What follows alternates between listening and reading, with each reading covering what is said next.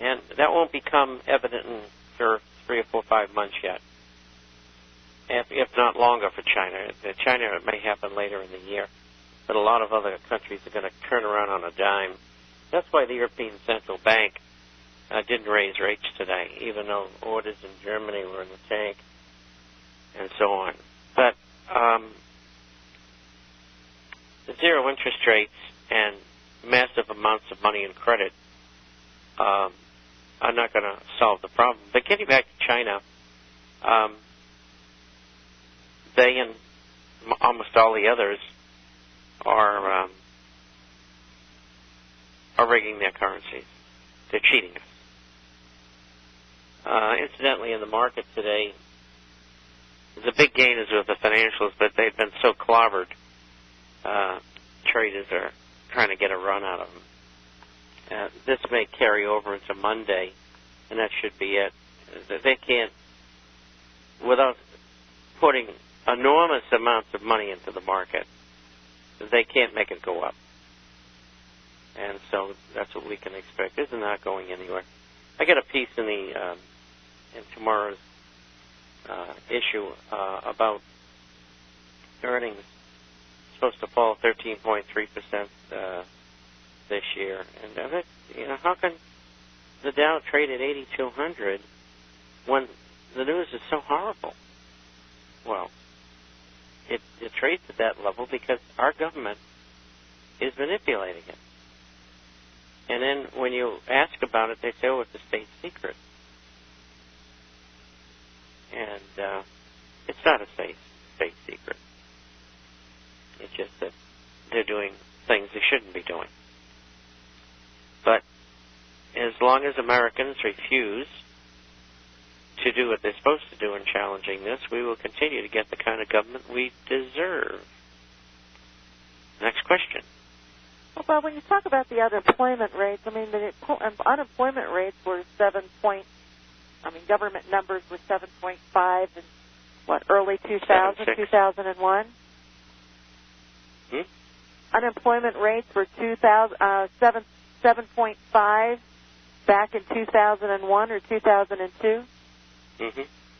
So someone might say, well, the numbers are, the unemployment is only as bad as it was in 2001, and it wasn't that bad then. Well, first of all, you have a larger population. And second of all, you've got a situation where our government is not telling us the truth about those numbers. I mean, look at the adjustments I made on U6 and U3. Real, and U6 is the closest. It's the real figure. It's 15.5%. Not 7.6%. The figure will be over 30% in about a year and a half, maybe 2 years. But probably a year and a half. This year, it'll go up into the 20s somewhere, 20, 22, 24. And it's not, this problem's not going to go away quickly. The whole world is in a depression, and no one's going to escape it. That's my point. Weren't we already back in a depression back then? Because the U6 then would have been a lot higher than what they would have admitted to back then, too. And that's why they used the real estate bubble to just extend it to where we are today. So weren't we just as bad then as we are now, except, the derivatives is the one that was really the biggest gains in those years since then, or any comments on that? Things are much worse now. But how they pulled out of 2002 and 2003 was they took interest rates down, and the Fed told the rating agencies and the lenders, look, if they can get, to the desk and make their mark on the bottom line, give them a house. And the same group of people who are supposedly fixing the problem. But the whole thing was rigged. We should have had a depression right then and there. But we're going to get it now, and it's not going to go away. Also in this email about China and the dollar, he looked up Tim Geithner, and it said that his father worked for the Ford Foundation in the Philippines in the 80s and knew Obama's mother. And he said, small world, isn't it? Well, she was an AID CIA operative, and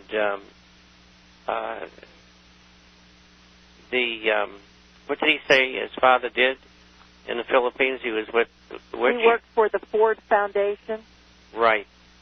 The Ford Foundation's in there to spend tax-free money on their agenda, and that's why Geithner has his job. These people are all wired, intermarried, the whole works.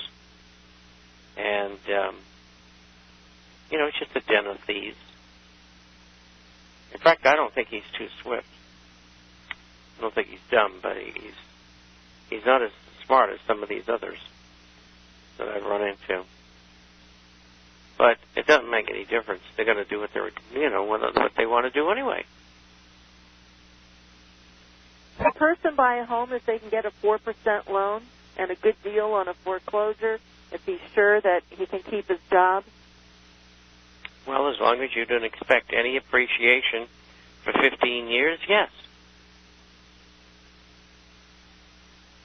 And also, the price of your house on a foreclosure will probably drop another 10 to 20%. But if that's okay with you, you do it. What will the devaluation of the dollar do to home prices and stocks? Not much. The course that it's on is the course that it's on. And the government is using FHA, for the most part, to create these 4% loans to dump these foreclosures, which are 11 and a half months, I think, right now, on existing homes. And, as fast as they are able to clear a part of the foreclosures, new ones come. I mean, like in Florida, I just got a newspaper in from Florida, Southwest Florida. Now we'll call that from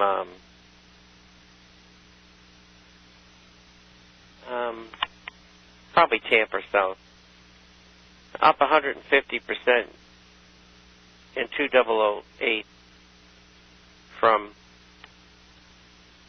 2007, the 11th worst number of home repossessions in America.